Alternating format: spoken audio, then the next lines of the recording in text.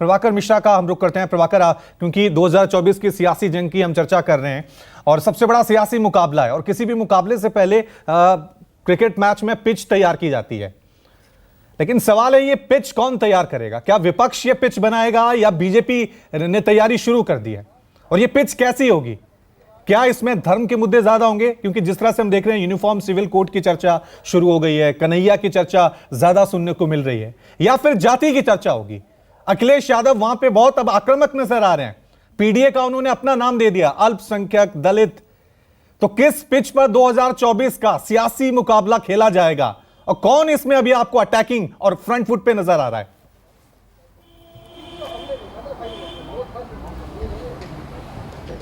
रवि, हम लोग जब यूनिवर्सिटी में क्लासेस करते थे, पढ़ाई करते थे, तो एग्ज़ाम के दौरान जो ग्रेजुएशन के एग्ज़ाम होते थे उसकी पढ़ाई के लिए तैयारी जो होती थी वो एग्ज़ाम के कुछ समय पहले शुरू करते थे।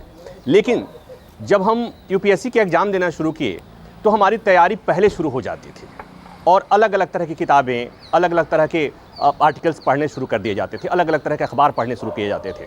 मतलब ये कि जब कंपटीशन बहुत टफ हो, स्टूडेंट को भी ये लगने लगे कि ये परीक्षा बहुत मुश्किल है, तो उसके पढ़ने का समय और रणनीति बदल जाती है। वो पहले से तैयारी शुरू कर देता है, उसका जो कोर्स, उसको जो अपना समय जो होता है उसको उस तरह से मैनेज करने लगता है, अपनी रणनीति बदलने लगता है। तो अभी जो चीज़ें दिख रही हैं, चाहे वो सत्ता पक्ष या विपक्ष, ये समझने के लिए काफ़ी है कि दोनों इस बात को मानकर चल रहे हैं कि ये वाली लड़ाई है वो थोड़ी सी कठिन है और इसलिए सब अपने अपने हिसाब से सिलेबस तय कर रहे हैं, अपने अपने हिसाब से रणनीति बना रहे हैं। अब बात आती है कि जैसा हमारे दोनों सहयोगियों ने बात कही कि बीजेपी के बैठकों का दौर जारी है, मंत्रिमंडल की रिसफलिंग की बात हो रही है। वो बात इसलिए हो रही है कि कैसे एनडीए के कुनबे को बढ़ाया जाए। संजीव जी ने एक बात कही कि जो विपक्ष की बैठक होनी थी, हिमाचल में होनी थी, उसे कर्नाटक में शिफ्ट किया गया, बेंगलुरु में होने वाला है। उसकी वजह उन्होंने भी कहा कि संदेश साफ है कि कर्नाटक में जिस तरह से कांग्रेस को विजय मिली है तो वहाँ से एक संदेश देने की कोशिश है। दरअसल यहाँ पर कोशिश ये हो रही है कि बीजेपी चाहती है और चाहती होगी कि बीजेपी जो फील्ड तैयार करे, अपोजिशन उस पर खेले और निश्चित तौर पर कई बार उसे मौका मिलता हुआ दिखता भी है।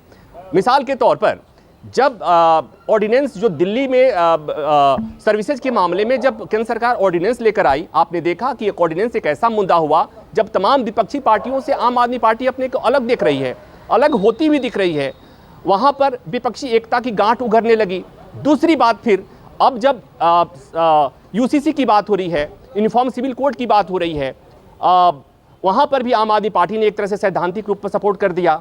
और भी चीज़ें जैसे जैसे बातें बढ़ेंगी वैसे वैसे ये सत्ता पक्ष की कोशिश होगी, बीजेपी की कोशिश होगी कि विपक्षी एकता किसी तरह से बनने नहीं पाए, क्योंकि अभी शुरुआत हुई है। और इसी क्रम में रवि, आपने ये भी देखा कि एक चर्चा ये भी शुरू हो गई कि शायद समय से पहले चुनाव हो जाए। उसके पीछे जो तर्क दिया जा रहा है कि जितनी जल्दी चुनाव हो जाएगा उतनी ही जल्दी, चूंकि विपक्षी एकता की जो नई नई मसाला और नया नया सीमेंट और कंक्रीट से जोड़ने की कोशिश हो रही है, जल्दी अगर चुनाव हो गया तो शायद उसमें वो मजबूती नहीं आ पाएगी। एक रणनीति के तौर पे बात हो रही है, लेकिन मैं इससे बाय नहीं कर रहा हूं, इसलिए कि मुझे लग रहा है कि अभी बीजेपी को जिन मुद्दों पर तैयारी करना है वो मुद्दे अभी पक रहे हैं। मसलन अभी राम मंदिर का उद्घाटन होना बाकी है। आप जानते हैं कि लंबे समय से देश को इंतजार था, पार्टी के एजेंडे में था। अब मंदिर बन चुका है, बन रहा है, तो जब तक कोशिश होगी पार्टी की कि उस समय उद्घाटन हो और राम भक्तों को वोट के लिए लुभाया जा सके, उन्हें बुलाया जा सके। दूसरा, यूसीसी का जो कार्ड खेला गया है केंद्र सरकार की तरफ से, अभी उसमें भी अभी कंसल्टेशन चल रहा है। इतना आसान नहीं है, पर फिर भी कोशिश होगी। तो कुल मिलाकर बातें होंगी कि सरकार चाहेगी, बीजेपी चाहेगी, एनडीए का यह प्रयास होगा कि ऑपोजिशन उसके ट्रैप में आए, ऑपोजिशन उसके फील्ड पर खेले, क्योंकि बीजेपी को पता है कि बीजेपी के पास जो मुद्दे हैं उन मुद्दों पर, उस पिच पर खेलने के लिए ऑपोजिशन तैयार नहीं होगा, क्योंकि बीजेपी को पता है कि ये इसका स्ट्रॉन्ग पॉइंट है। लेकिन अच्छी बात ये है वो ये कि ऑपोजिशन भी सरकार के इस चीज़ों को समझ रहा है और इसीलिए चाहे वो पटना के विपक्षी दलों का बैठक हो या अब कर्नाटक में जो बैठक होने जा रहा है, एक सामान्य सहमति बनाने की कोशिश होगी। लेकिन रवि, ये भी मुझे दूर की कौड़ी होता हुआ दिख रहा है, ये कहना बड़ा मुश्किल है।